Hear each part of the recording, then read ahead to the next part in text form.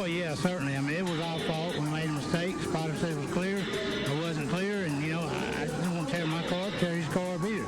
I respect everybody, and I demand respect. And, I apologized to the guy when he came over the car, explained to him what happened, and then he took it to another level when he started calling me an idiot and whatever else. And I don't appreciate that. I'm not going to take it. I told him how I felt. I called him out. He didn't show. And so I'm good with it if he's good with it, but I'm not going to be disrespected by no means. Yeah, I guess I had a dinner date at Applebee's last night that I didn't find out until it was too late. It's a shame. Love their riblets and boneless wings, but... All right, folks. Welcome back to Meet Me at Applebee's, your number one unrefined motorsports podcast. It's Brian here with Rob and Ashley, and we got Talladega to talk about because all three series were there this weekend. So, folks, how are we doing this week? I'm good. Regardless of what that cough might make you think, I am doing well. I just finished off the very last little bit of a bottle of Basil Hayden I was sipping on this weekend, watching all of the wrecks and potential wrecks at Talladega, and that was what the cough was for. I'm feeling great, though. How about you, True Love? I've been better. I'm currently monitoring my blood pressure. Yeah, we might have We're live from the new Applebee's IHOP combo in Bumblefuck, Kentucky. That's right. It's nice in here. It's nice, freshly remodeled. Yeah, we're still waiting for our table. It's very busy. I'm recovering from my lunch, but we'll get into that in a little bit. Very, very excited to talk about this. Yep. All right, so the truck race. Truck race started on Friday at 4 o'clock in the afternoon, which is a fucking stupid time to start a goddamn race. Yes, I know it was Talladega, they don't have lights, but I mean, come on, guys. It's 4 o'clock. Nobody's home from work. I was out riding my bike. I listened to, I think, the first stage and a half while I was in the woods. Nice. And then I watched like the last 20 laps on my phone from the dog park. So yeah, I actually watched this one on television. I got home just in time for the start. And well, way to fucking just shit all over my rant just now. Look, I had to get off work early. It was a miracle. I was right there with you at Charlotte, though, when they did that shit. How about you, True Love? Were you available, or did you have things to do? I was there in spirit watching. Yeah. I mean, they even starting it early. They still barely got it in before sunset. Yeah, it's well, kind of touch and go there. It is a truck race. Yeah. Yeah, but there wasn't really like a big one. Like there was no red flags or anything that I remember. Was there? No. They just kind of took their sweet time doing truck things. Yeah. But yeah, not much to report from this one. Just decent for a truck race, I guess. J.J. Yaley was mixing it up in the top 10 for a little while till he wasn't. Yeah. Not really sure where he disappeared off to, but, I know Grant Enfinger wrecked right at the beginning of the race, and that pretty much ruins his hopes to make it to the Final Four, which, I mean, it's going to be either Riggs or Heim anyway, so what the fuck does it matter? But yeah. Well, Riggs got to get it together because he started off with a rough day, and he kind of recovered at the end, but he's still below cutoff line. Is he? He is. He's 6 points out. Well, yeah, that's right. Their playoff point race is way tighter than Cup. Yeah. I remember that, so that makes sense, I guess. Only like 7 of them. Yeah. To begin with, but yeah. Yeah, just not much to report here. Jamie Little really does need to look at the track map. I know she's been just retire. Yeah, she's been in the pits for her entire career, and I know she's it's been tough in the sport for 20 fucking years. How do you not know where the Talladega finish line is? She kept calling stage finishes and almost the race finish in the tri-oval, which I hate that we have to say it on the show here, but just for the purpose of this, did you guys know that the start-finish line at Talladega is actually not in the tri-oval? It's a little further up. That's what makes it different. Way past.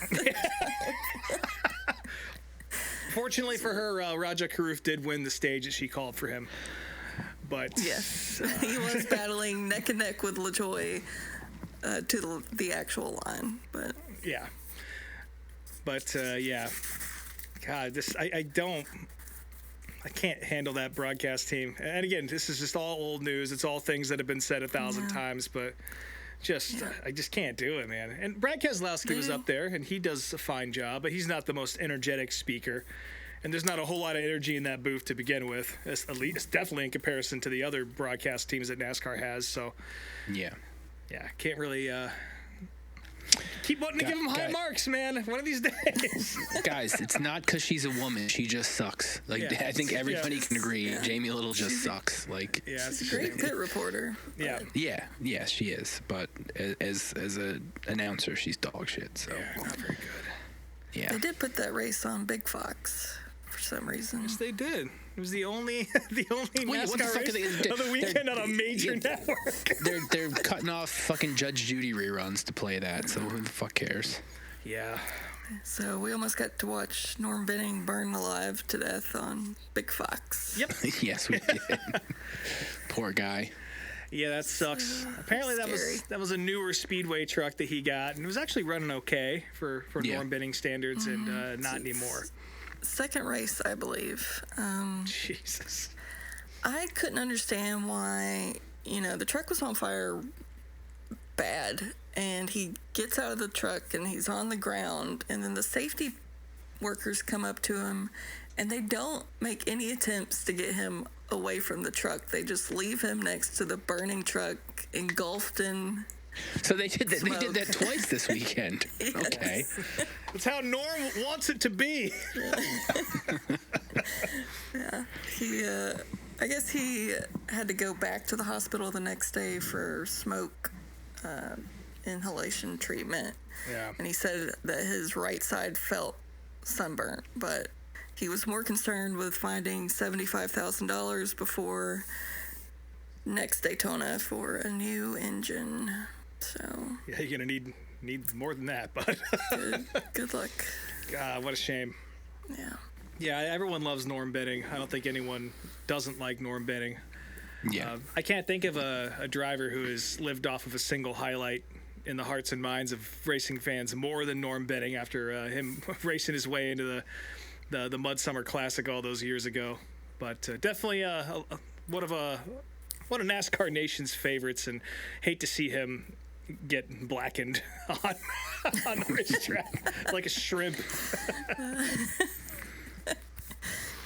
But one more booth note I had was, the Fox booth is remote. And for some reason, there were car honking noises in the background. Yes, there was. Mikey sat on his keys. They're just doing it out in the truck. Yeah, what a shit show. But to be such a non-event, Gio Ruggiero getting his first Truck Series win, and a relatively dominant one, I would say, too. He was up front all day, led a lot of laps, and of course, he's one of the Northeast's own. Cut his teeth down at Seekonk. Famous name up here. And, I was real fucking excited for that. And I had an extra beer for old Gio. I don't even know how old he is, 12, 13. He's young. But I had a beer for him on his behalf. Very excited about that. I know all of New England was very excited to see Gio get his first win, too. How do you guys feel about Gio? Were you excited about that, or was that just me? I don't have an opinion. I don't know anything about him. I was happy that Carruth did not push his teammate. Oh, that's the other thing that happened. I knew there was something else. Yeah. Boy, he really didn't, huh? Just kind of let that one happen. I can blame him. I can't say I fully understand that. I feel like someone else was pushing Carruth and kind of got him out of whack, and then that kind of messed up the whole line. Yeah. He needs the positions more than Corey does, that's for sure. At least for the point standings and stuff. Yeah, I mean, that's the only reason why I'm a little confused, because I figured if you would push Corey, obviously this is some fucking armchair bullshit here, but you'd think a couple positions would have helped him, but, I don't care, because Corey LaJoie didn't get the win. Yeah. So LaJoie said something in his interview that annoyed me like usual. He said, every week for 9 years, I show up thinking we could win. And that's just 9 years, every week. Every single week you thought you could you can win, but I don't know. This feels like a special level of delusion. Yeah, it's not ever racing Talladega Zero every wins. single week. Well, that's just his brand, though. That's who he is. It's just I can do this. I'm the underdog. Fantasyland. Everybody should root for me. But like, yeah, There's only like You've never done it. 6 or 7 weekends in the history of his Cup career where that's even the thought. And the most notable one when he was driving Chase's car, that didn't go well at all. So keep up the good work, Corey. It keeps our spirits high and our blood pressures low. So thank you. Raja. Thank you, Raja. My one final note from the truck race was, J.J. Yaley was in this race. And I guess at one point his spotter came on the radio and said, that's Chris Wright in the 16. Stay away from that piece of shit.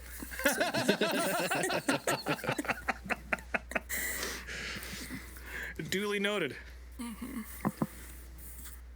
yeah. Well, so that was Friday. Moving on to Saturday, the Xfinity race. This is another one where I kind of missed a little of the middle of it, but at least saw the beginning and the ends. There was a nice big one at the beginning.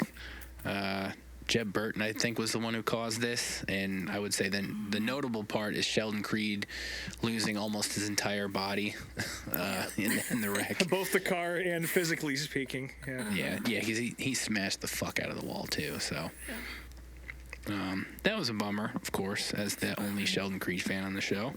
How much did you lose this week? I think like 20 cents, Perfect. maybe. It's adding up. Yeah. Butterbean was taken out of the race in that wreck, too, so. Yep. That was a bummer. I don't even think I saw the Williams Sawala trek. No, actually, no. I did see a replay of it, and it didn't seem that bad.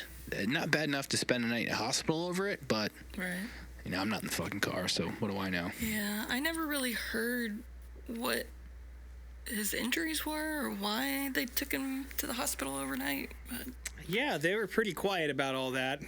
Not saying that because I think there was any sort of cover-up going on. That's not what I'm insinuating. But, yeah, they were definitely not a lot of details. And maybe they've been released since then. But I've only seen just notices that he got released, that he's okay. That's it. Will he be at Martinsville? I guess we'll find out. So, yeah, that was the second red flag. After that, And the then, yeah. cars got single file for basically the last 30 laps, and it was very boring, painfully Yeah. boring. Still Which 2 to go. It's kind of a running theme throughout the weekend, I would say. Yeah. Was there a overtime finish? I can't remember. Well, there was a was it? caution with 2 to go because Almirola caused a wreck. And, That's right. Yep. yeah. Which nobody is upset about that, I would say. He's had enough this year. Yeah. But yeah, at the end of that one, Sammy Smith ran out of gas under caution. Allgaier and Love came in for gas. And Austin Hill was leading, and he, under caution, was saying that he was sputtering. Yep. And so he was going to come in and get gas, but he was too busy yapping on the radio and missed pit road. And so he was like, all right, well, I'm just going to stay out and see what happens. So, Guess that worked out. guess it did. Sometimes you yap your way into a win, I guess. Yeah, Josh Williams, he was up there too, and he ran out of gas, I believe. The second the flag dropped. Yeah. Tommy Joe got 2 cars in the top 10 with Cesar Baccarella in top 5, which nobody saw that coming. Yeah. Not even Caesar. When they put his graphic up on the screen for 5th place, it was a little bit of a jump scare because Yeah, who the fuck is this? it was that guy. They could have picked anybody and slapped him up there, though, and you wouldn't have known any better. Which, speaking of, who was driving Mike Harmon's car that got a decent finish? So Carson Ware finished okay. Wow. 21st, and that is the best finish for Mike Harmon Racing in 2 years. 21st. Huh. Well, Nice. good for him. Good for him. Almost a Didn't top wreck 20. the car. A top 30 finish for the boys. Yeah. And then afterwards, Austin Hill. He celebrated his win.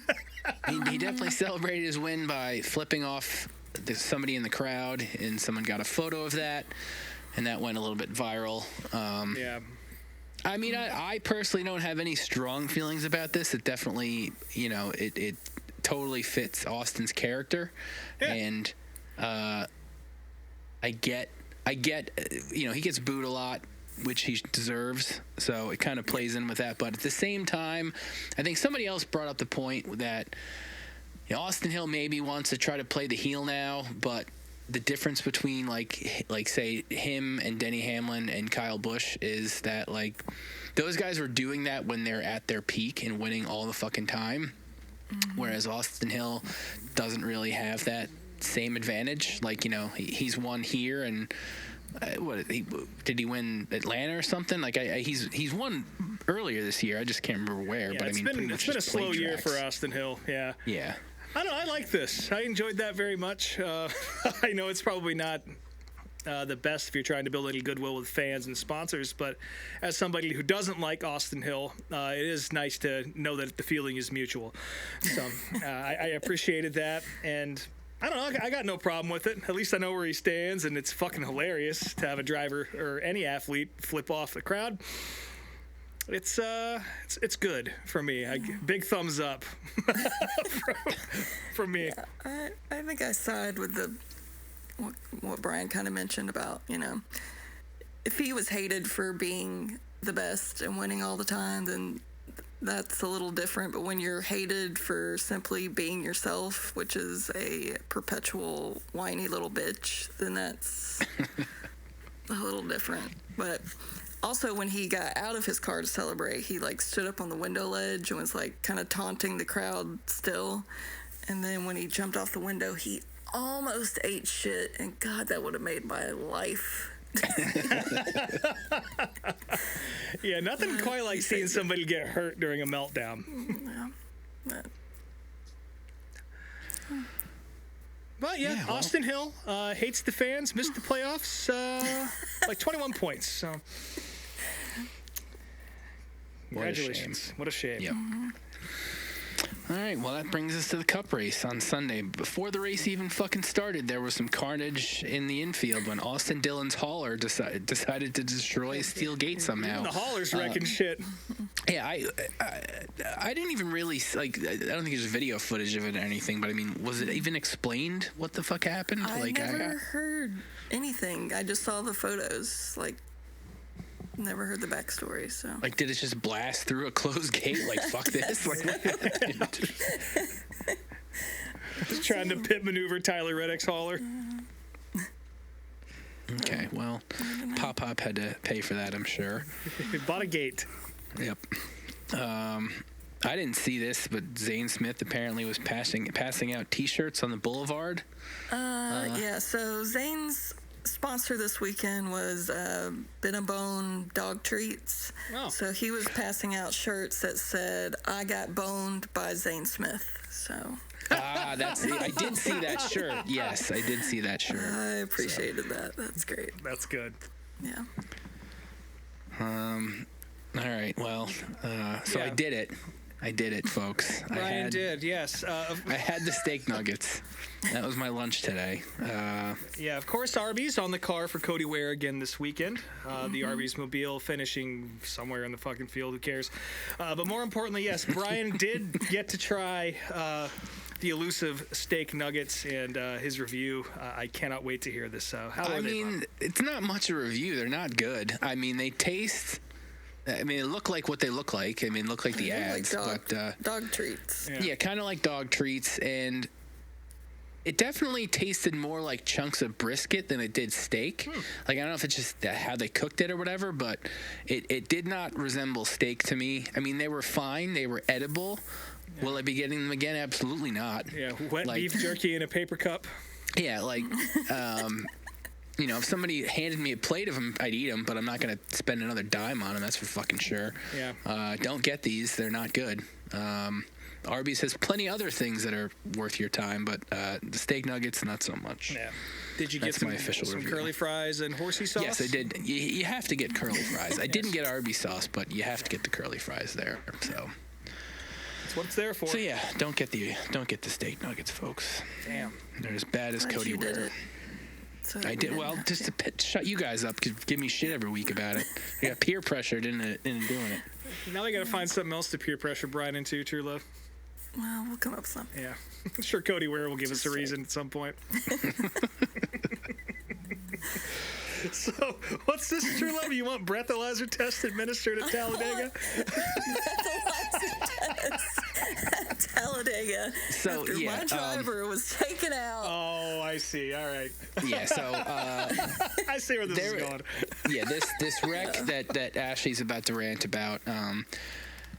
I mean, it was the only big one. Like it was towards the it was in the stage one. Boy, was it a big one. 7 or 8 cars taken out. I'm trying to remember. Was it Noah's fault, or I remember Eric Jones getting into Eric somebody Jones too. was kind of the culprit. Jones gave him a push, and Gregson was so hungover from the boulevard the night before, he forgot how to hold on to his fucking steering wheel. And then he almost killed AJ Allmendinger. Oh my God! Yeah. Yeah, poor guy.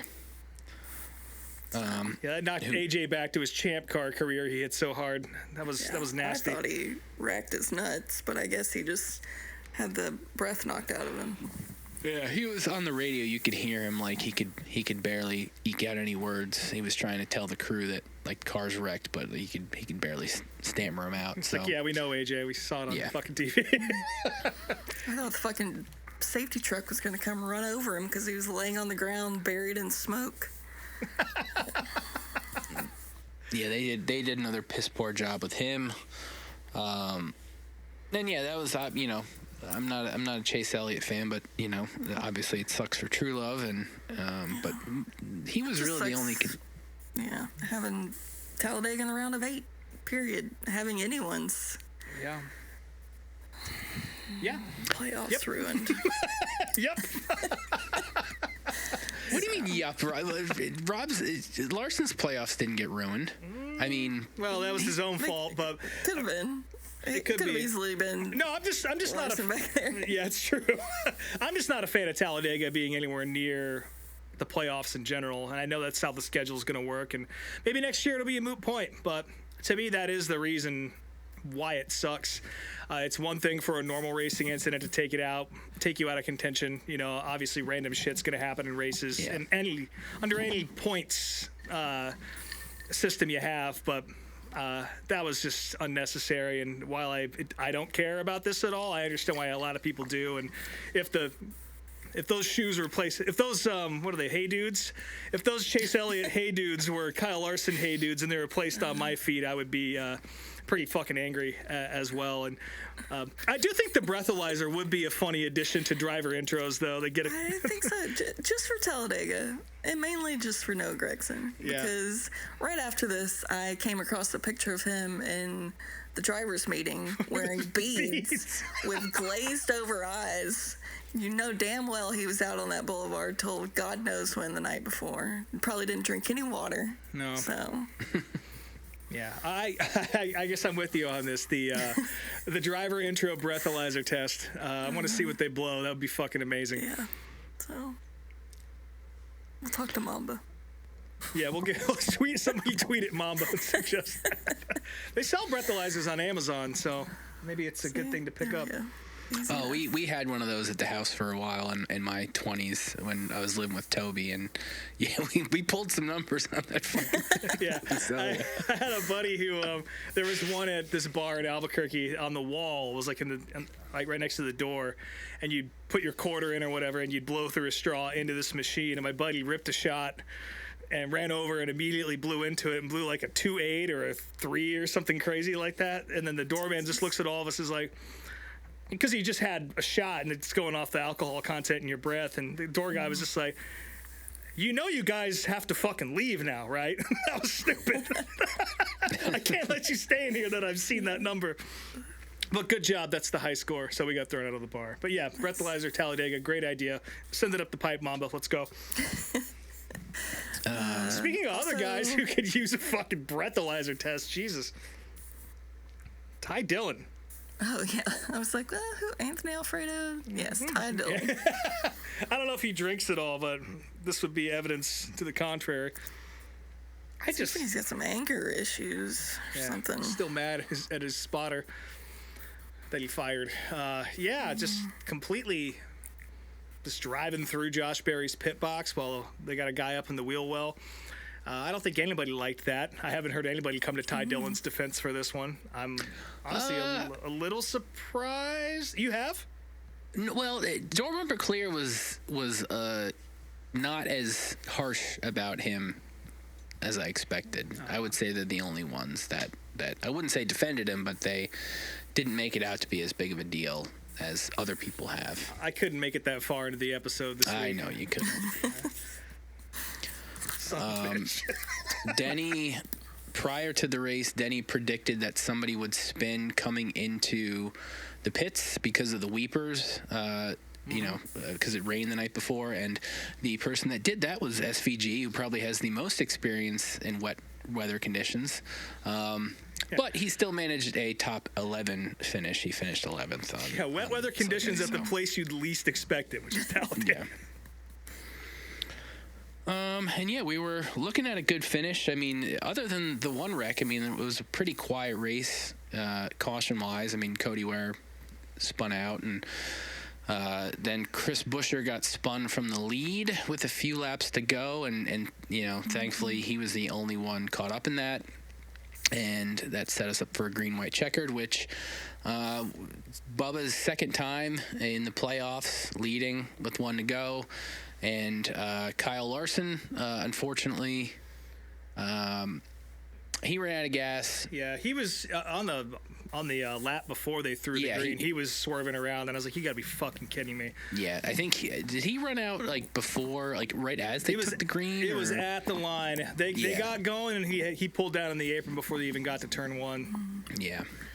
Yeah, earlier in the race, Cliff was on the radio bitching at him, saying, "You're not saving enough fuel," and this was like stage 1, so I guess he never did learn to save that fuel. Put more gas in the car. But Chase Briscoe got the win. I did think there were only a couple people saying this on Twitter, but somebody was like, "Oh, Bubba let him win." Like, no, he didn't. Like, come on. Like, Chase, even if Chase finished second, he would have been pretty much locked into the round of 4 anyways. So Bubba didn't let anything happen there. Absolutely. I mean, it was Talladega. That's how Talladega is. Passes happen a lot and very quickly. So fucking Chase Briscoe, 3rd win of the year. I mean, I don't know. Half of me expected this to be the case when he got that ride, and half of me was like, "Ugh, I don't know if this is gonna work." And I'm glad it ended up being how it's turned out. I like Chase Briscoe a lot. So yeah. After watching how Truex's final season went, I don't think anyone had any high hopes for that 19 team. But. No. Well, I mean, the first couple races, I mean, he got the pole for Daytona, but the first couple were a little iffy. But I mean, by the time he got to Darlington, things were starting to turn around, and he's had a great season. He's, aside from winning 3 races, he's got the most top 5s out of anybody in the field. Yeah. Which is actually a little surprising, but he's up there and he's fast, and he's proving everything that he has in the car, and he said himself that if I can't win in this car, then I don't deserve to be in the Cup Series, but he's proven his point that he does belong. So it's in stark contrast to comments from other drivers earlier in the show. Yeah, exactly.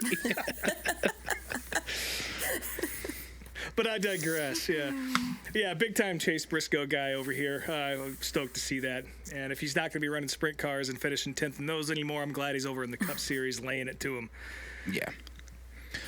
What is this Talladega Left Behind series note, though? What the hell does that mean? After every Talladega race. Oh, the Left Behind shit. Trash, yes, that's right. Yeah.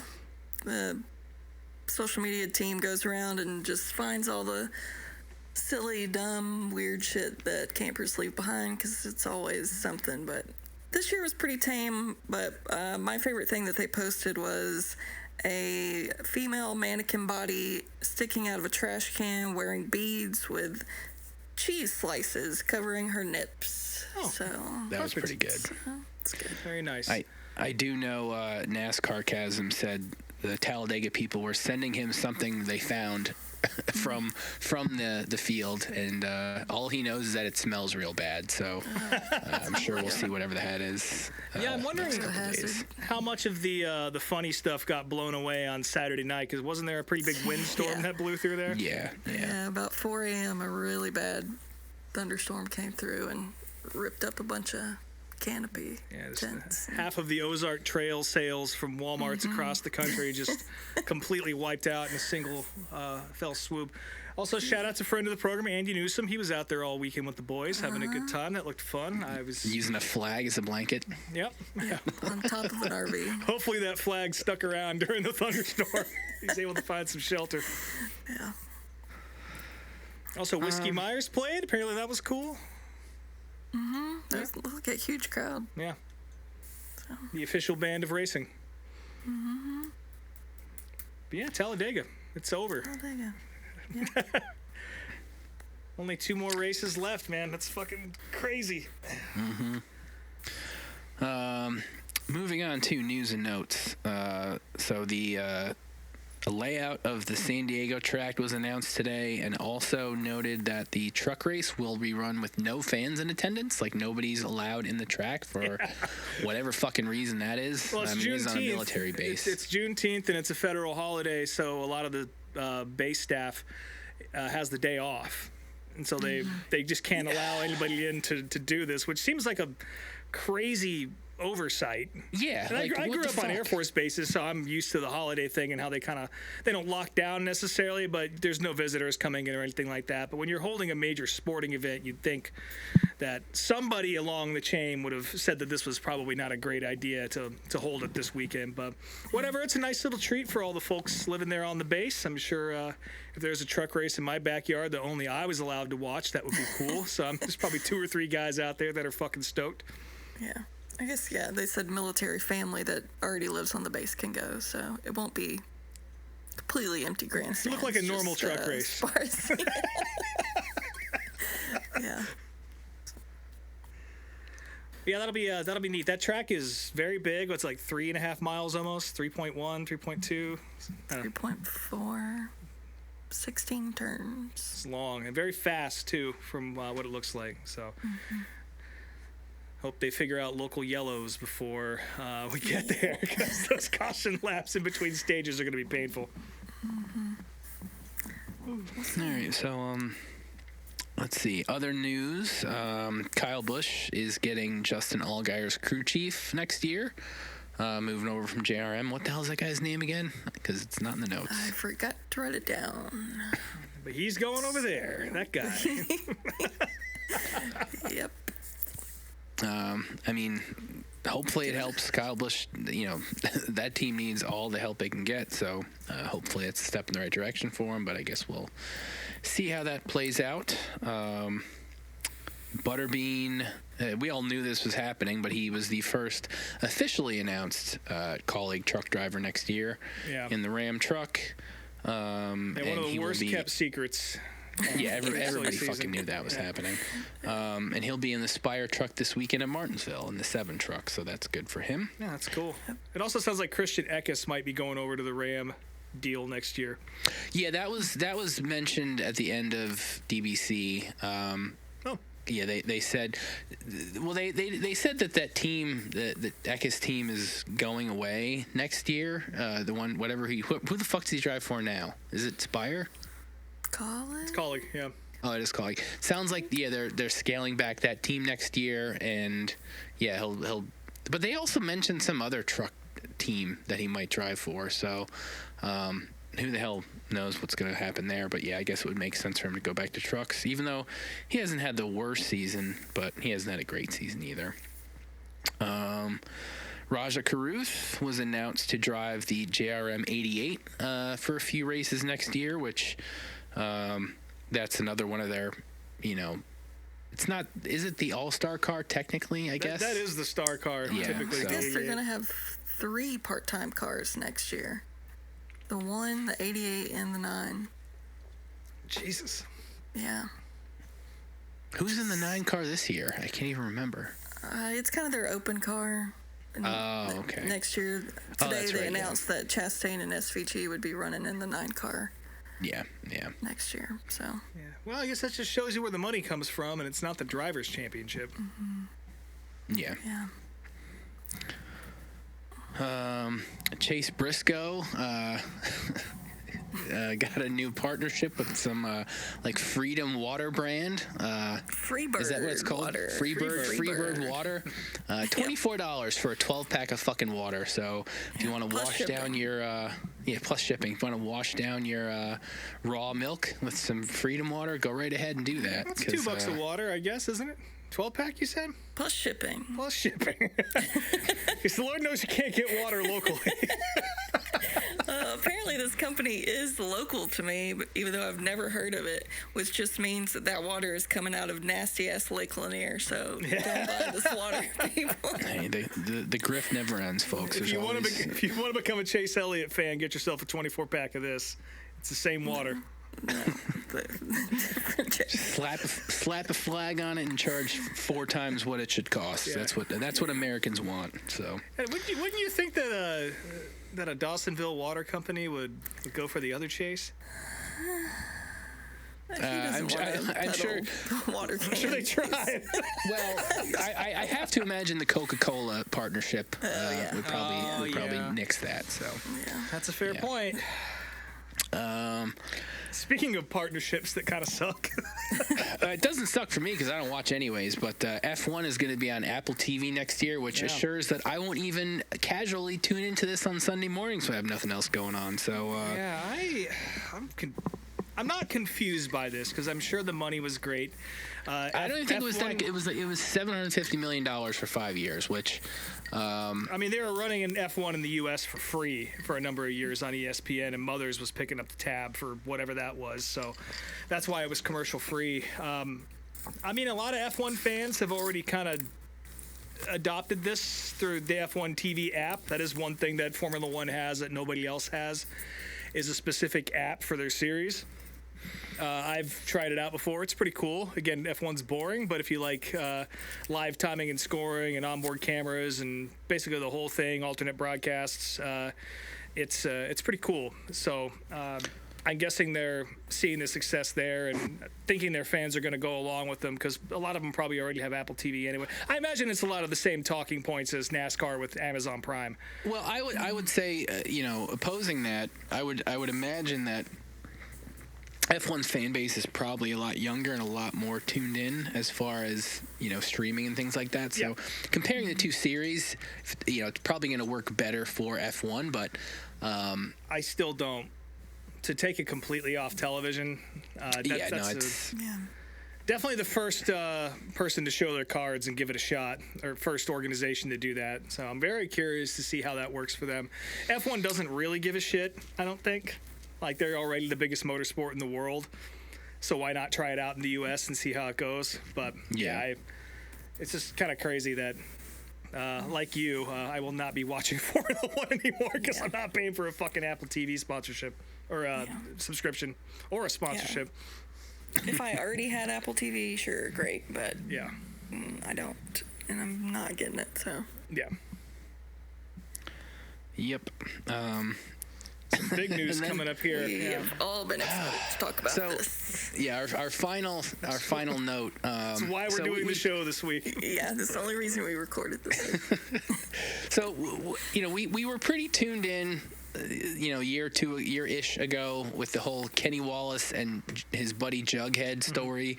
Jughead, if you've somehow forgotten, is a burn victim that had some sort of mystery illness that was killing him, and Kenny Wallace raised a bunch of money to get him treated and cared for.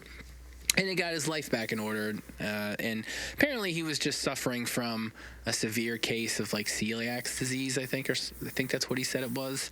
So not even something like a weird cancer or whatever, just an untreated illness that nobody paid attention to because I'm sure Jughead probably hadn't been to the doctors in 20 fucking years. So I mean, let's be honest. If it's celiac, that's a wheat intolerance of the highest magnitude, and if you ever go to a racetrack, pretty much everything has wheat in it.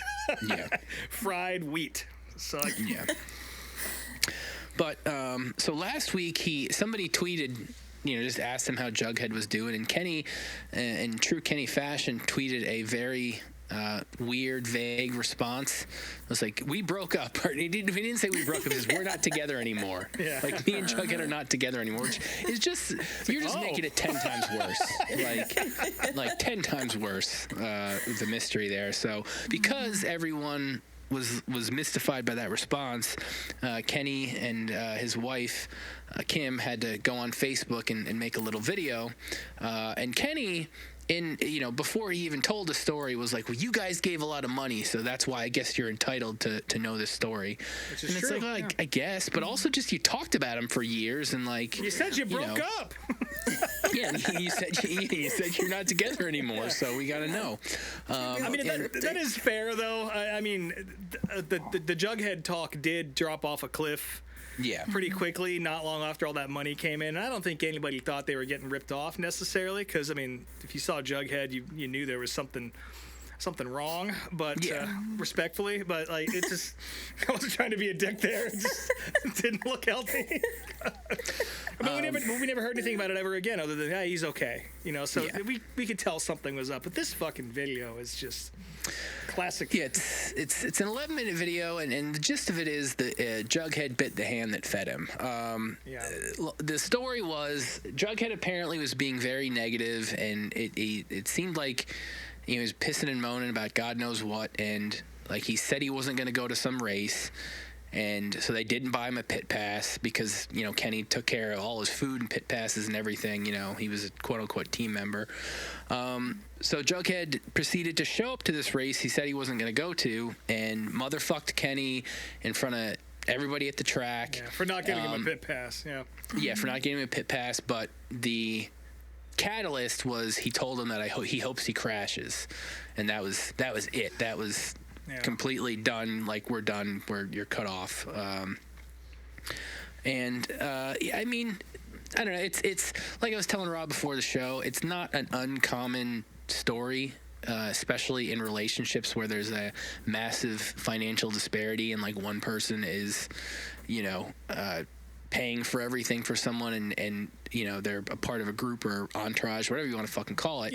And like, while obviously Jug had a bunch of physical problems,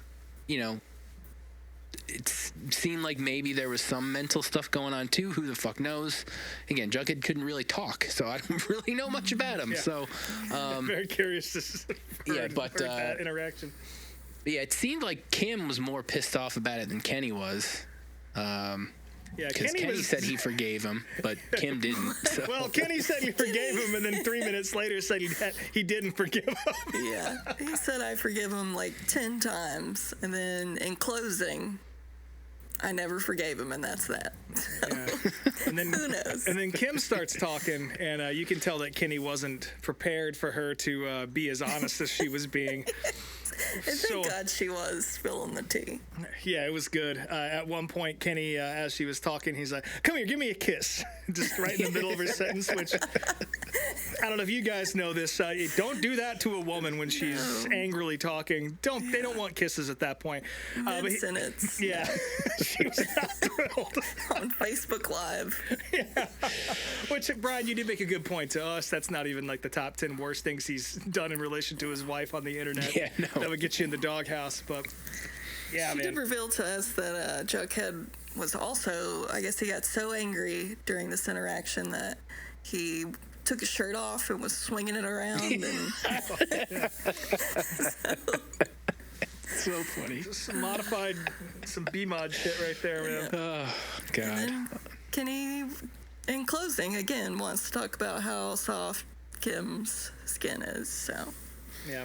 Yeah, I should say everyone should watch it. He followed up the initial "we broke up" tweet with a tweet about his wife's big titties riding on his back on the three-wheeler. Yeah. So back to your regular scheduled programming pretty quickly. For a direct quote, he said, "Treks are a lot of fun with my sweetie and her big titties on my back," with the dancing disco band emoji. Speaking of that poor woman, pictures. She posted an update it was yesterday, I believe, talking about the video they posted and encouraging. Wreaths Wreaths by Kim Wallace, which I didn't know that was a thing, but if you need a nice wreath, I guess go see Kim Wallace and she'll get you hooked up. Basically, it's saying that don't bother Jughead. It's done. It's closed business. So if any of you out there are trying to get typey on the internet and try and find this guy, just let it be. Which Kenny even said that you can find him on Facebook. Yeah. So yeah. really mixed messaging there. Oftentimes, women tend to be the voice of reason in these situations, so I would listen to Kim in this case. And go buy a wreath. Go buy a nice wreath. So yeah, that's the Ballad of Jughead is ended. So yeah, and it's a shame to put that to a close, but I guess in closing from me anyway, I'm happy to know that he's doing better. I hope whatever issues he has, he's able to take care of himself, and I hope things are good. And we'd love to see old Kenny and Jughead patch it up. You know, it's going to take some apologies from one side, it seems, and maybe a little understanding from the other. But, people can come together. So, fingers crossed this isn't the last time. Kim did not seem like that door was open anymore. Kim made it very clear. I'm good at cutting people out of my life. Yeah. So. Yeah. And Kenny's like, it's true. She taught me that. But, yeah, it does seem like this is the period on a very long sentence on this show, and it's a shame. I enjoyed talking about them, but yep, at least he got the care he needed. Life goes on, right? Yep. Now he's got to find some other freak to bring us the Maybe I'll go find him on Facebook just so I can keep up with his adventures. Shouldn't be that hard in Missouri to find somebody like that.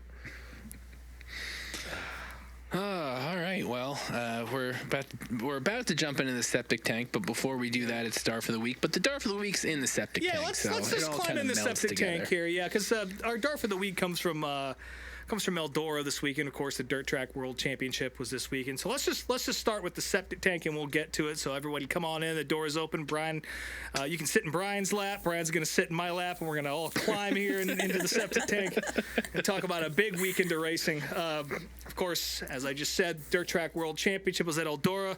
My apologies to the B-Mod and Steel Block guys. I really didn't watch any of that racing, so I don't have any highlights to talk about. That's with all due respect. I know those guys work really hard at what they do, and they deserve to be shouted out for their efforts, but it's not going to be here, unfortunately. We're going to be talking about the Lucas Oil ship. Of course, excuse me, split into 2 days. All the heats on Friday night. Of course, the big show on Saturday evening. Actually ended up being kind of closer to the afternoon due to some weather coming in. Not too many surprises in the heats. Everyone who you would expect to be up front pretty much was. The only real notable piece of drama to talk about is Max Blair and Tyler Erb at the start of their heat. Of course, Max Blair cuts down from the fucking concession stand all the way into the side of Tyler Erb at the start. And, of course, that's the wrong guy to do that to, because Tyler Erb's a fucking nut job. And so he just cleans them both out and collects, who was it? It doesn't matter. Some guy whose weekend also got ruined by this. They pile up. They're stacked up like a junkyard out there, and they start getting out of their cars, and they're motherfucking each other. And apparently Tyler Erb was like, hey, do you want to fight? And at that point, a Lucas Oil official stepped to him and was like, you guys pull any of that shit, you're out of here. And he was like, okay, never mind. So they didn't fight. That was all on Max Blair. In my opinion, Tyler probably could have been a little more gentle about the way he handled it, because he definitely bent his car completely in half and scratched for the weekend after that. But definitely not a smart move from Max. Rob, you totally missed the Dar for the Week. I'm getting there. Oh, okay, fine. We're working our way toward. But yeah, big to do there. And Tyler Erb was so mad that he declined to interview, and that's crazy for him, because usually he has something to say, especially after the other guy, Max, was talking shit. So that's how mad Tyler Erb was, and he eventually let loose a few hours later. But yeah, bad start to the weekend for them. Neither of them looked good coming out of that, but it is what it is. Meanwhile, on to Saturday, which unfortunately I did not get to watch live, because that children's birthday party I alluded to earlier in the week completely fucked me out of watching this, and I was very upset about it. My phone was dying. It was just, I just couldn't do it. I was driving. I missed it. And they moved the show up 2 hours. So I missed Bobby Pierce winning the Dirt Track World Championship and Devin Moran being your 2025 Lucas Oil late model champion, which I'm not really a fan of Devin Moran by any means, but, he's the only guy who was anywhere close to Ricky Thornton Jr. in the points. Ricky had a tough day, had a tire go down and clap the wall, and Jonathan Davenport ran over some of his debris. So that's two of the top championship four there involved in pretty much one incident. And that all but handed it to Moran. But Moran was fast on his own anyway. I don't think anybody would have caught him. He kind of had it on lock, and we got to see some vintage Ricky Thornton Jr. Eldora by him sucking. So it is what it is. Ricky's still a hell of a year for him. I'm a big fan of Ricky's, as you all know. And congrats to Devin Moran, who, of course, I don't know if you guys know this or not, but the two Miss Eldoras, one is Bobby Pierce's wife, a very attractive young lady, as is Devin Moran's sister. And that's where our Dart for the Week comes from. Naturally, the photo isn't loading here, so I got to go pull that off my phone real quick. Here we go. So some guy on Twitter, MI Sprints, I assume that's Michigan Sprints, he posted a photo of Devin Moran hugging his sister with the caption, "Devin Moran hugging the Eldora girl right in front of his wife. That takes guts," which is fucking hilarious. And our Dart for the Week, who has been featured on here before, is the Red Clay Rambler, Racing Jason, folks.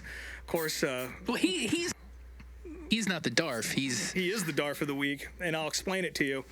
He's been on the show a few times, his antics on the internet and him just getting drunk and saying shit. I don't know. He's always got rumors out there, oh, you guys won't believe what's coming down the pike. And then he never talks about it ever again until it breaks. He's like, see, I knew about that. It's like, who fucking cares? Anyway, great entertainment. He responds to this post of Devin Moran hugging his sister saying, "That's Devin Moran's his sister, dumbass." And he claims it was a joke. And I know he claims it was a joke because he spent the rest of his Saturday and most of Sunday arguing with people on the internet about his sense of humor and basically anything else. Brian refers to it as posting your way out of it. He said that on the show before. You get yourself in a little hole and you just keep posting. You keep posting. You keep posting. You're posting through it. Posting through it. That's it. And boy, Jason, he tried to post through it and just really made an ass of himself on the internet. So is the girl not his sister? That is his sister. Yeah. So why is he the dumbass? Because like he's pointing out that. Are you the Dart for the Week? No. I'm confused because if he's correcting this guy, this Derek guy. The joke is that he's hugging his sister in front of his wife, and his wife is one of the Eldora girls. So that's just okay. So that was just a bad joke. Shit post joke, and then Racing Jason overreacted to it, and then instead of just saying, "Oh my bad, I didn't get her," that's just my sense of humor. But haha, whatever. And moving on to talking about how you knew about Josh Rice getting Dalton Wilson's ride 6 months ago, and even though you probably didn't, he chose to spend 2 days. Fighting with people on the internet. So Racing Jason's my Dart for the Week. I think we're going to retire his jersey because I think this is the second or third time he's been up there on the board. So he'll be up there with Jason from Texas. Exactly. A lot of Jasons. Who tried doxing us because he sucks. Fuck that guy. Yeah, kiss my dick, pal. But yeah, that's our Dart for the Week, Racing Jason. He'll be mentioned on the show again for sure, but not as the Dart for the Week. We got to leave room for some other legends to come through the house here. Yeah, that's pretty much it from Eldora. Like I said, Devin Moran taking the championship. Of course, his dad, I prefer him. But, nice to see Devin continue to break the Moran family curse there. That's all been shattered now. There's no question about that. Also, at the last time this is ever going to be at Eldora, at least for the foreseeable future, Dirt Track World Championship moving back to West Virginia Motor Speedway officially. I can't remember if we talked about that last week or not, but it's definitely been made official that they are moving it back there. Eldora will have a place in the Lucas Oil Championship rounds going forward, but it will not be the Dirt Track World Championship as that goes back to its rightful home in West Virginia, which is fucking cool. Kind of a light crowd at Eldora, but I guess that's what happens when you have 3 Crown Jewel events in 1 year and football season's going on and all that, blah, blah, blah. Kind of the same for every racing series out there. But definitely cool to see another track, A, come back from the grave, and B, automatically be getting some huge events. I know Hunt the Front announced some stuff at West Virginia, too. And I'm sure we'll keep seeing some other big-time events go through there. love to see that place open. And I'm honestly, for as much as all three of us have talked about it, I'm sure we'll end up there at some point in the next year or two. I think that's got to be a mandatory trip for the family. Yeah. In the sprint car world, World of Outlaws were kind of overshadowed by High Limit this weekend on account of their championship weekend, or championship wrapping up down in Vegas. But they did. They ran 2 of 3 events that were scheduled. David Gravel picking up a win at Lincoln Park and maintaining his spot at the top of the points. LaSalle got sort of rained out, I guess. They canceled it due to the threat of weather, I think. But they raced up the road at the USAC sprints, like I don't know, 50 miles away, and they got into the show in just fine. So I don't know what was going on there. But LaSalle got canceled, and then Sheldon Hodenshield picked up a win at Angel Park. That's his second win since finding out that he's getting fired and losing his crew chief. So Nice. good time to pick it up, you know. No, I think Sheldon's going to the 18 that Gio Selzy was driving previously, so he'll have a place to go next year or sooner than that maybe. But I guess we'll see. But now on to High Limit. Of course, this was the biggest 410 event of the weekend, championship weekend down in Las Vegas. Friend of the program, Alex Hammett, was down there with his dad and Jordy. Got to see some cool videos from down there. Of course, this event sponsored by the Bikini Zone, and they were handing out these awesome pink cowboy hats to everybody who walked through the door. So, which wasn't many, but Show that you use the sponsor to get a free hat. Or yeah, how's that work? yeah, they give you a Brazilian on the way in, but I don't know. Definitely a very 90s feeling sponsor. Seems like I like something. that they said that they picked that sponsor to honor the women who have helped make the 2025 season happen.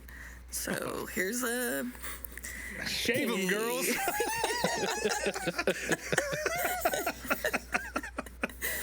I hate that that's going to be the episode title, but I think it might be. I have to write that down real quick.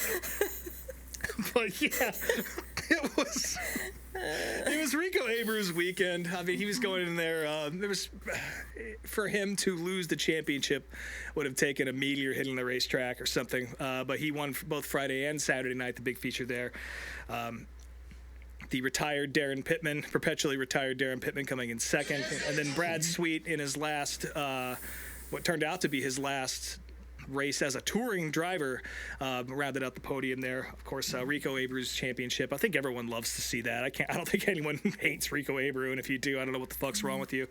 yeah. But definitely cool to see him be able to beat Brad Sweet while he was still on track. I know Brad's had kind of a rough year with injuries, and he's been a little off his game, and it kind of sounds like his heart maybe not be as in it anymore after that big wreck at Eldora. Maybe it kind of shook him into perspective a little bit that maybe he doesn't need to be doing this anymore. But yeah, congratulations to Rico. We'll get to Brad Sweet in a second here and more on what I'm talking about. What I do want to talk about before we get to that is just High Limit choosing to just suck themselves off with the last 30 minutes of broadcast time they had. And again, if you've been listening to this show or watching sprint car racing at all, you know there's a big split between the World of Outlaws and High Limit, and it's kind of been ramping up. Things have been pretty cordial so far. There's a little bit of mudslinging, you know, going on here and there, but for the most part, they've managed to coexist. But that seems to be boiling over in a lot of different places. And the closeout of this broadcast was a little shameless, in my opinion. Starting with Rico's interview. That was okay. They were just kind of talking about, you know, how does it feel to be a national champion in a new series, blah, blah, blah. It's the future of sprint car racing. And that's fair. They get over to Darren Pittman, and they start asking him all these really loaded questions. And, of course, Darren doesn't give a shit. He doesn't run full-time in any of these series. He's just out there still trying to rack up trophies after he's retired. But just asking him things like, just tell us how different and how positive it is in the pit area here at a High Limit event. And he's like, nah, you guys do things differently around here for sure. It's pretty nice, but you know, everybody kind of does a good job here. You know, just trying to be as middle of the road as possible because he wants nothing to do with this because he doesn't want to come up light at the scales at Knoxville next year. So, and then it just proceeded to turn into this essentially a sales pitch for a timeshare for the closing of the broadcast, and it just really rubbed me the wrong way. I know I'm probably the only person who cares about this, but like when you look at the series itself and what they've managed to do in 2 years, taking the All-Star Circuit of Champions and then elevating it into a direct competitor of World of Outlaws, and doing a lot of things right. They've clearly got, with all due respect to the Outlaws, they have the talent. And there's talented guys in World of Outlaws as well, but I mean, High Limit's got the stars. They've got the broadcast platform. They've got a great team. They're very forward-thinking with giving back to the teams and creating, permanent charters for them. Kyle Larson and Brad Sweet kind of taking some lessons from NASCAR, but just the good parts and applying it to their own series. And it's very clear that they are, I don't know if I'd say they're winning this battle, but they're certainly in the lead winning. here. I mean, they're winning. Yeah, but I don't need the fucking sales pitch at the end of the year. Like, I just watched the entirety of this season, and I can see you guys are doing a good job. So you don't got to sell me on how great this is. And it just felt kind of gross. And they were taking shots at, other series and stuff like that. I was like, what are we trying to sell me, like, batteries or something like that? Like, fuck out of here. But, yeah, then they shut the broadcast down, and I was annoyed as fuck. So that was that. Didn't even bother watching the banquet the next night, which is where, of course, Brad Sweet announced his retirement from full-time sprint car competition. That's, I can't say it's surprising, but it's certainly shocking. I mean, 5-time World of Outlaw champion. He's won a bunch of crown jewels. He's basically been the face of sprint car racing for the past 10 years. Unbeatable in the World of Outlaws and in his own series once he switched over there. And definitely on the business side of things, he's going to continue to expand and grow what he's doing and become even more of a legend. But it's just crazy that Brad Sweet's not going to be out there full time. It's sounding like Jason Persley is going to be his replacement at Casey Kane Racing. I don't know which car it's going to be. I know the 9 has stopped running, and Casey isn't running all that much anymore. And Brad apparently will be doing part-time stuff, so Crown Jewels, maybe a Wednesday High Limit show, wherever the fuck. I don't know. We'll see what happens. I imagine if they're on Fox again next year, Brad will run that race. But yeah, Brad Sweet is retired. It's a shame to see, but he's definitely not going anywhere. That was probably the big highlight of the banquet, and Rico giving a nice little speech. That speech that Sweet gave was definitely a tearjerker because, man, he was very emotional. And then to have his daughter up there, too, and then Casey Kane standing up there awkwardly, not knowing what to do.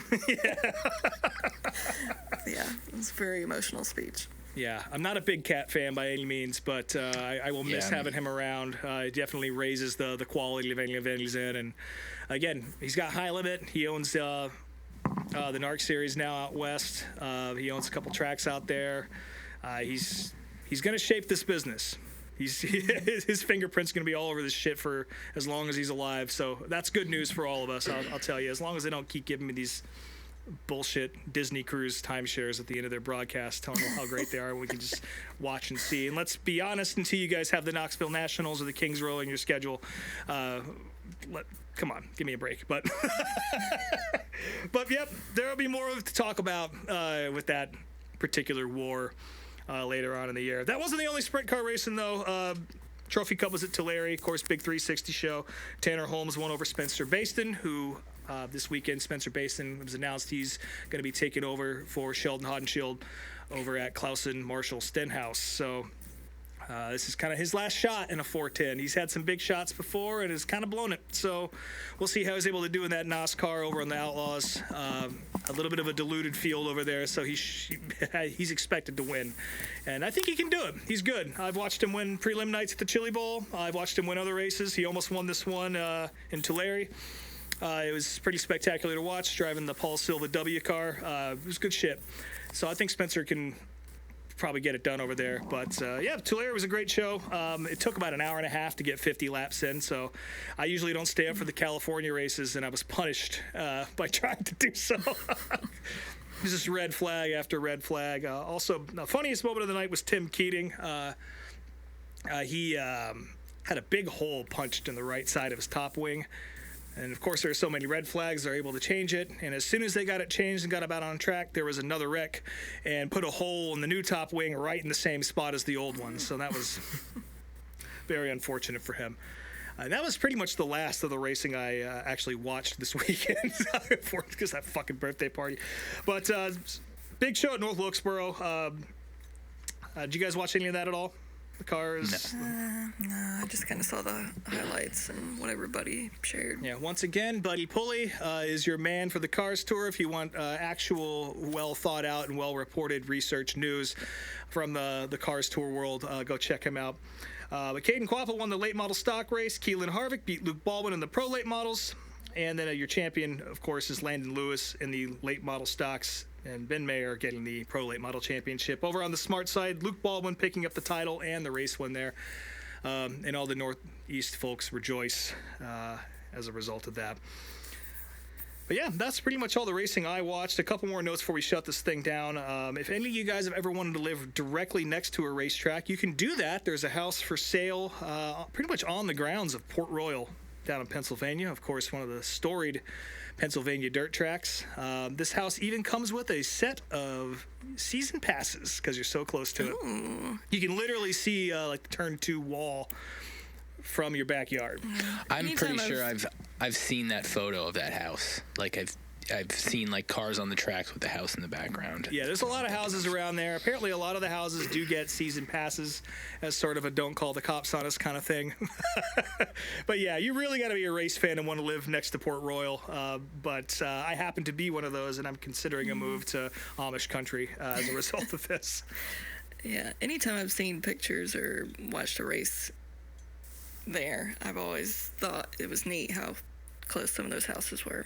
Yeah, you don't see it very often. Stafford's that way too. There's houses surrounding the racetrack, and I always look to see if any of them are for sale.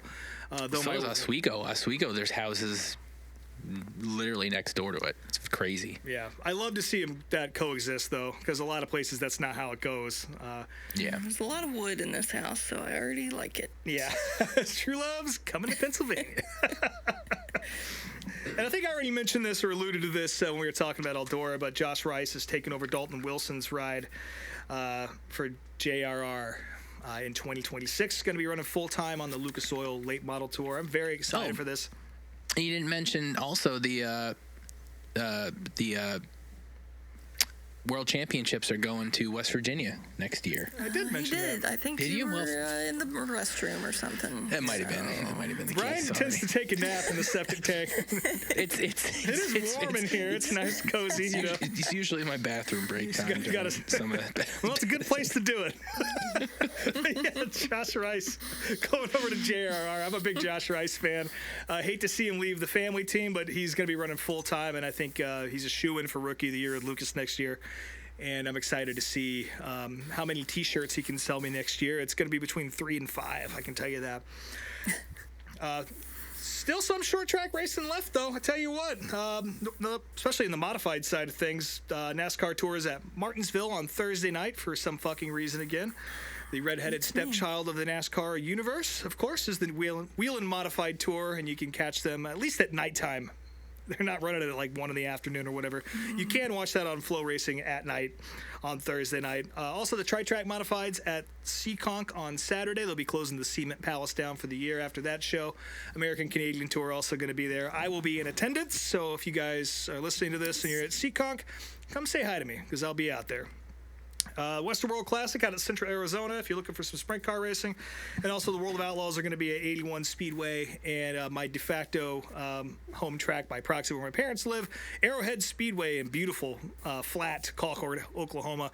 Nothing but a racetrack, dust, and weed stores around there. So it's in an Indian casino, so it's kind of a perfect town if you ask me. But that's the short track septic tank for this week. We're going to go ahead and flush it down, and yeah, we're getting pretty close to the World Finals. That's the last event for all of the World of Outlaws series, and it sounds like we're all going to be there. I just solidified my plans today. I should be there Thursday through Saturday, and also learned that NASCAR Championship weekend is a completely different weekend this year, so I had to change my plans around a little bit. Yeah, I learned like 2 days ago, so... Yeah, we'll go ahead and flush this thing down, and we'll take a little trip back to Dover, Delaware in the 80s. What do you say?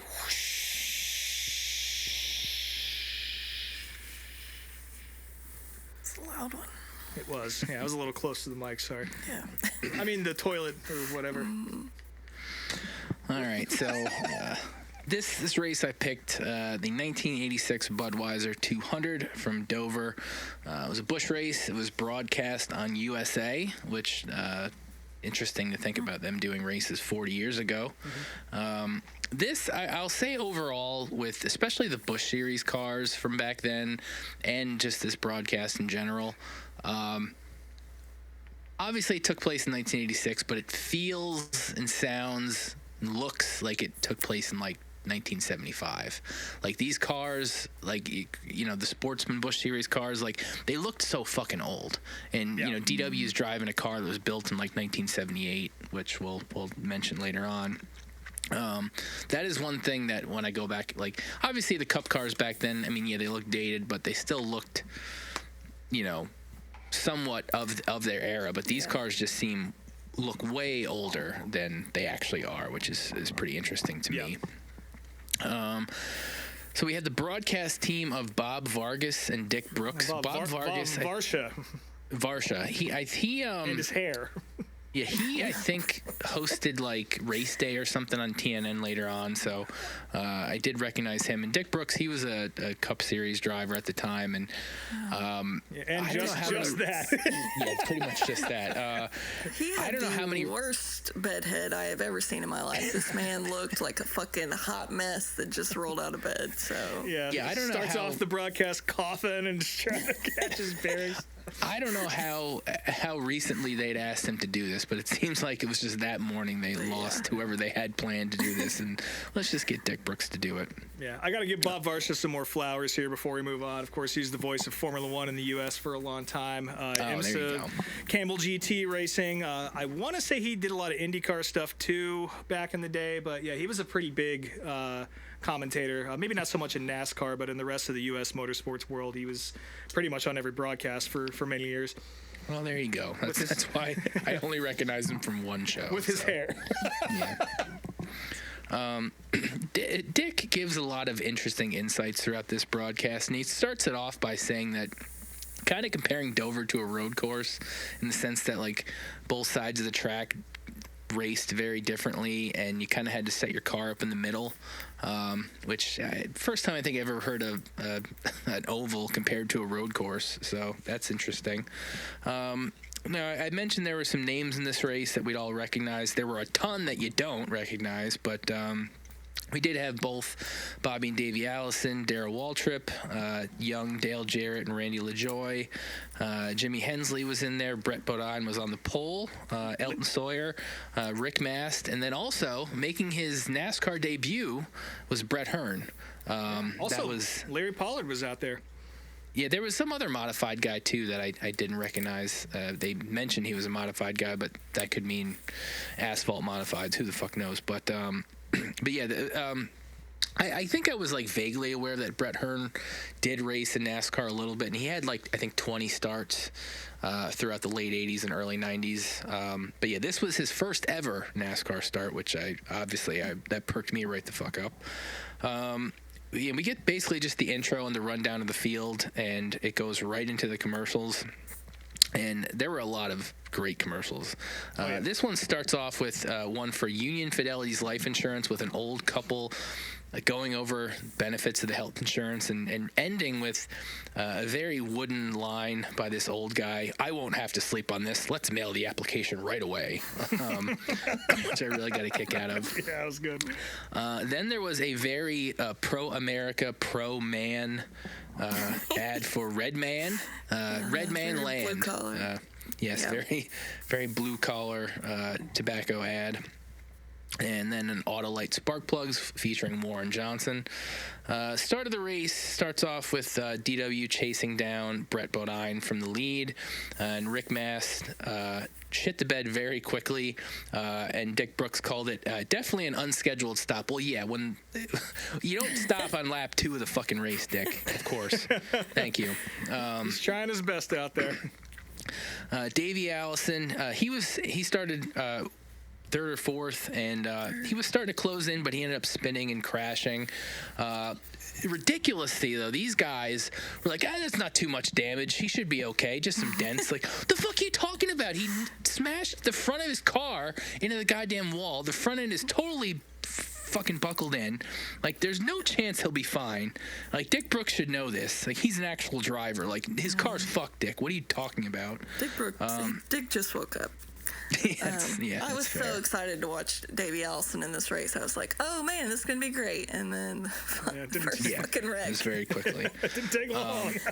And then Bob, he was talking about how he thought, because what happened was Davey, he drove through the pit road and didn't stop because he was trying to stay in the lead lap. And Bob thought he would have more of a penalty for that than just losing a lap on his own.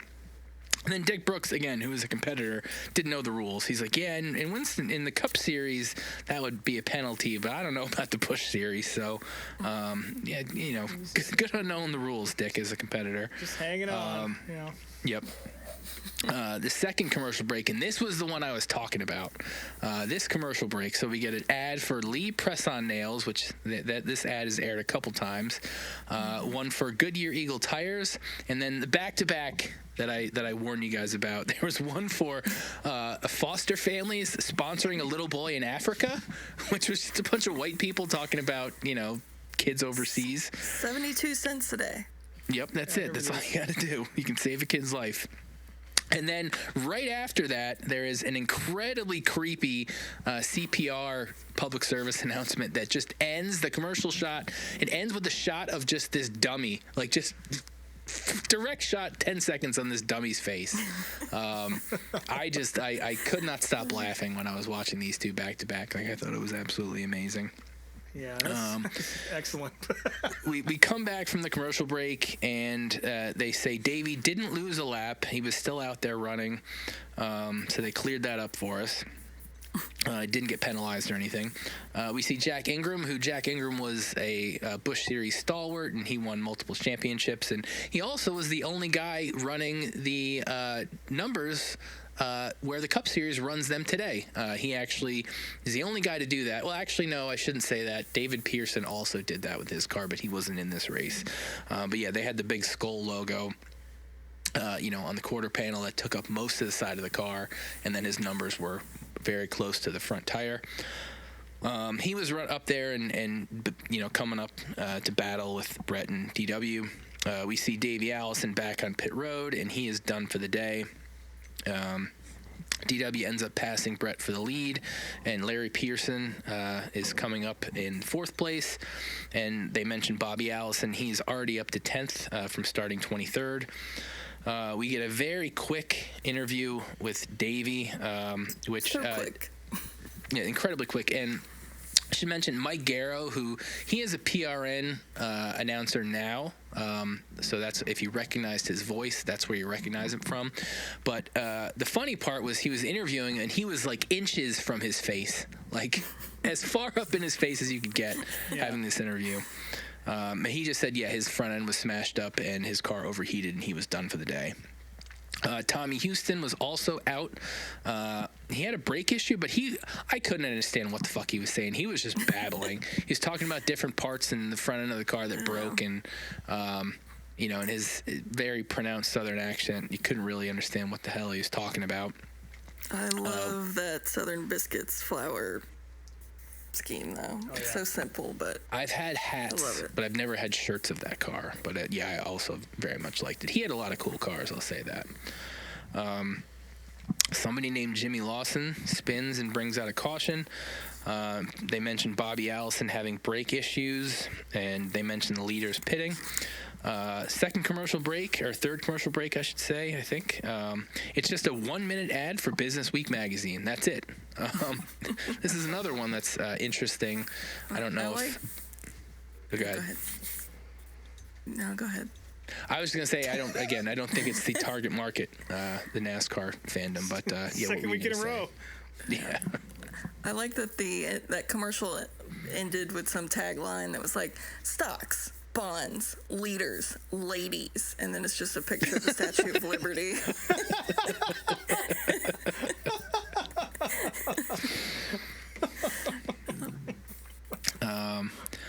Coming back from the break, Bobby Allison is out of the race. We see they mentioned Brett Bodine and Jack Ingram only changed left side tires, which is bizarre. You never hear of that happening. I know there was a time period in the Cup Series where, I forget what year it was, but I don't know if there was tire problems or something like that. But there was a time period where they'd have like rules on pit road where guys could only change one side tires at each time. Mm-hmm. This is not that period though, so I don't know why they would only change left sides. They don't really do a good job explaining it either.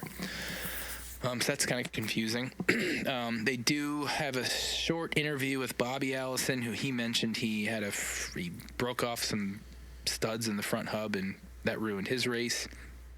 Brett Hearn, he is also out, and let's see. I'm sorry, I'm losing my notes here. He gets a longer interview with than Davey got. He was sponsored by a local college, which, for those of you who don't know, Brett is from New Jersey, so kind of like the Truexes, Dover's would technically be like his home track in the NASCAR world, I guess. He does say he was short on horsepower and short on experience, but that he'd be back for the fall race there. At this point, Jack Ingram is up there battling for the lead with Brett Bodine, and DW is behind him. And there's a guy named Mike Williams that spins, but they mentioned more than once he's apparently all right, which, he didn't hit the wall or anything, so of course he's fine. That's how they talked about AJ this weekend. Yeah, he's fine.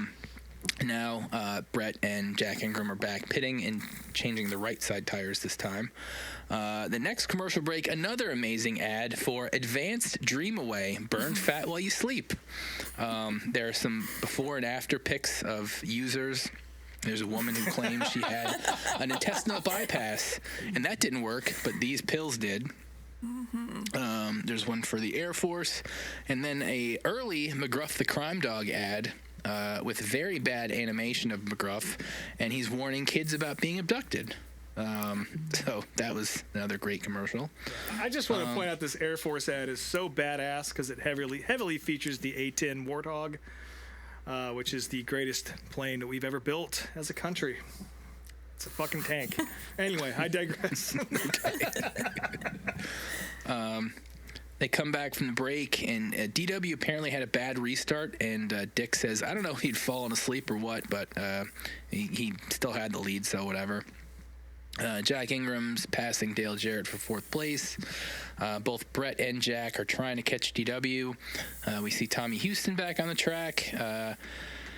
Ingram and Bodine are battling. DW is just out to lunch, and Dick is trying to explain why these guys should race together as opposed to against each other, but he's kind of rambling about it and not really doing a good job of explaining like why it's better to just team up and get to the front.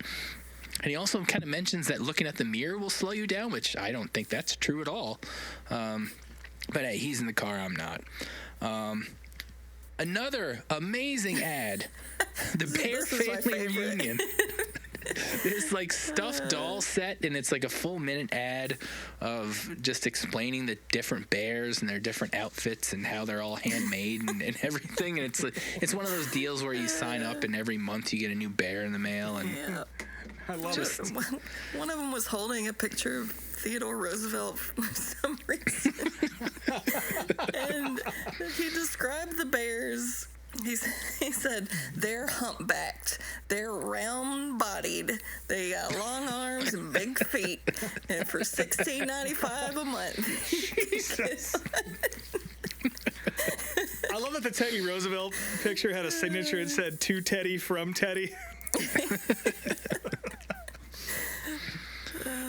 The little tongue. I feel like I vaguely remember these from childhood, but we never signed up for the monthly. yeah, I can't say we had them in my family, no.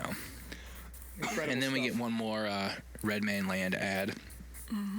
Coming back, all the same battles are still happening. At this point, Brett, he gets past Ingram. Ingram's starting to slow down a little bit. Tommy Houston is back in, and Dick says sometimes it don't pay to get up. Travis Carter, who is Jack Ingram's crew chief, says Jack might have a tire with a slow leak, but he thinks he'll get him at the end regardless.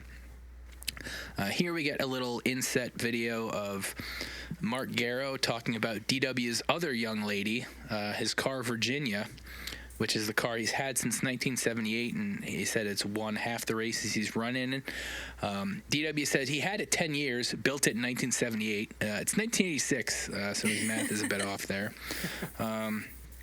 They call it either Bertha or Virginia, and then Dick tries to say, oh, it's like they're sisters? Like, what? It's one car. What the fuck are you talking about? And then, let's see, Brett's crew chief doesn't think DW can make it on gas, but Brett can, and the announcers have no idea how they came to that conclusion. But yeah, ends up DW winning with Jack Ingram second and Brett Bodine third. Last commercial break, we see Union Fidelity Life Insurance with Danny Thomas. Who the fuck was Danny Thomas? Like, obviously an actor of some type. I don't know who the hell he was. But yeah, you could send your check right to Danny Thomas in the ad, apparently.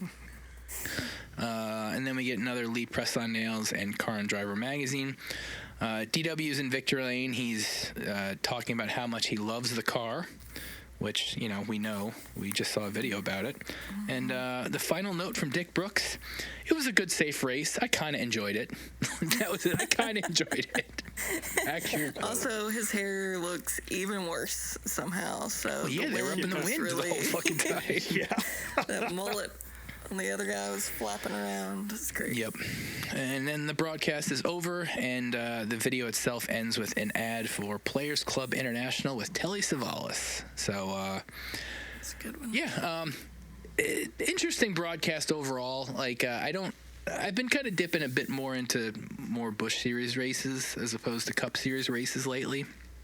And they're always kind of interesting, and especially these really old ones, prior to like 88, 89, any of the early 80s ones are always interesting to me. So, not the most exciting race, but I think overall, I think the package itself was a good watch. And what did you guys think? It's another classic. This is pretty much the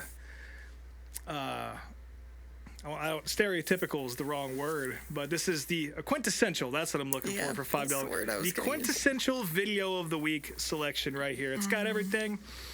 A lot of obviously this is not a major race in NASCAR history, but it's got a lot of interesting things going on with the commercials in there too. It's just perfect. Nice little time capsule. Anytime you find a race like this, I'm always going to be a fan.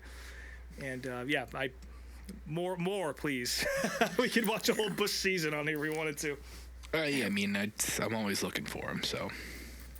I think Rob summed it up pretty well. I mean, to have a whole race packed into 1 hour and then have everything else in there, too. Like, all these top names and then tons of great commercial breaks and all the little things here and there. So yeah, this is right before the Busch Series turned into like the Bumblebee division. So that's nice. Still hear some throaty motors out there. yeah. I will say that's the one thing. Sometimes when I'll watch the ones that have V6s, it's like, oh, this is I can't fall asleep to this. No. Yeah, it's a great pick. Good job. All right. Well, the next video of the week. So. I was kind of digging around for some stuff, and I found something, but I want to point this out before. I didn't pick this week because it's a full movie, and True Love's going to Martinsville, and I know she's going to be a little more crunched for time, so didn't want to watch a full movie. But I did find a motocross movie called Winners Take All from 1986. It's a full-length movie. I never even heard of this before. So I'm definitely putting that on the we're going to watch that later playlist. So at some point we'll watch that. But what I did pick was a mini documentary. I'm pulling it up now here. Where the hell is my video of the week here? It's called NASCAR Hauler Driver, The Reality. This was 2 years ago. And it's a 40-minute documentary traveling with JRM. Don't know which race they go to, but is it that seemed interesting. Really loud, crazy guy that they have a bunch of tattoos or something?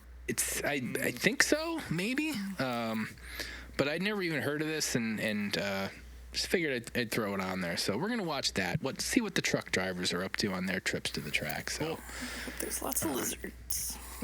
I kind of doubt that, but maybe. I hope so. Will Junior leave the lizards in? It's a good question. Yeah. But yeah, so that's the video of the week for next week. And yeah, True Love, you're gearing up for Martinsville. How many hot dogs are you gonna eat? I know you're on I'm a health limiting watch myself. right now. I've definitely had to start watching my health this year, especially my sodium intake. So I'm limiting myself to 3 a day. Okay, that's fair. Good luck. Seems reasonable. Lots of water. 3 hot dogs a day. But I yeah, mean, 3 hot dogs a day is that's outside still of a lot. that's outside of the bounds of reasonable for everyday life. So No doctor would recommend 3 hot dogs a day. Yeah, but I forget, I'm how gonna be big there 3 days. yeah, are these? Like full length, like They're hot dogs? small. Are they mini They're very ones? Or small. It's like Yeah. a couple bites. you could have 4. That's fine. Well, let's not get crazy. how much is in a sack? Is it 3 or 4? I don't know, they're $2 each. So, Well, there you go. yeah. That doesn't answer the question. I don't know, but however many. I think there's 4 in a sack, but I couldn't tell you Yeah, I more. think they sell like sacks of 10 and sacks of 20, and you get like a little bit of a discount. It's that many, huh? I think last year I bought a couple sacks of 10 and then regretted it. Yeah. Jesus. But yeah, I'll be there camping with my usual Martinsville crew. So Nice. I'm excited. It's supposed to be a little chilly, but Oh, there's nothing like that. I love Be bundling fun. up and going into a racetrack. That makes one of us. Yeah. but yeah, so next week I've already asked the guys if we could record a day late because I already know I'm going to need it. So Yes. we will not be recording until Wednesday. Yeah, and nothing going on up this neck of the woods racing-wise, so I will just be watching from the couch. I'm assuming that's what you're doing also, Rob. Yep, I'll be watching Martinsville from home. Then, like I said, I'll be at Seekonk on Saturday afternoon watching the Tri-Track Modified. So that's going to be a fun show. Seekonk is always a good time. And I got a couple first-timers coming along as well, as far as I know. If they don't show up, it'll just be me and my lonesome. Not eating hot dogs because they aren't as good as Martinsville. Yeah. Also, I don't know if you guys heard this or not earlier in the show, but West Virginia Motor Speedway is coming back, so we'll have to go there next year. Just wanted to make sure you got that. But yeah, I'll be at Seacock. I don't know where the fuck that's being broadcast. It's not on Flow, but maybe Racing America. Who knows? But that is going to be a good show. Seaconk always rips. So yeah, come see me. Cool. Well, as always, you can follow us on Instagram at meetmeatapplebees, on YouTube, also at meetmeatapplebees. I am Speedway Screens and all the things. SpeedwayTSJ.etsy.com is the shop, and MMA Applebees at checkout for 15% off. It's still Snake Mountain True Love. I will post a photo of every hot dog I eat this Perfect. weekend. I don't think there will be any videos of me on Andy Newsom's shoulders at Tim Duggar because I haven't heard if Tim Duggar's playing or not. So Well, we got to look that up. yeah. Let's see. While I'm looking this up, RobMotes_unofficial on Instagram. My band is called These Wild Plains. Also, of course, I play for Charlie Marie. She is one of the first timers I'm taking to the racetrack this weekend. So if you want to meet Miss Charlie Marie, don't bother her because most of the folks that want to meet her are fucking creeps. So you can talk to me and I'll suss it out. So, what was I looking up? I can't remember anymore. Tim Duggar. Tim Duggar, Martinsville. And then we'll shut this thing down. I think our table is almost ready here in this combination, IHOP, Applebee's. It's very busy. Tim Duggar, Martinsville. I don't think so. I don't think they're having a concert this year. Nope, seems like you're off the hook. What a shame. It's too bad. Anyway. All right, well, Tim Duggar is here with our check, so thanks for We have joining to us again leave. at Applebee's, and we'll talk to y'all next week. I couldn't get off work to play Martinsville.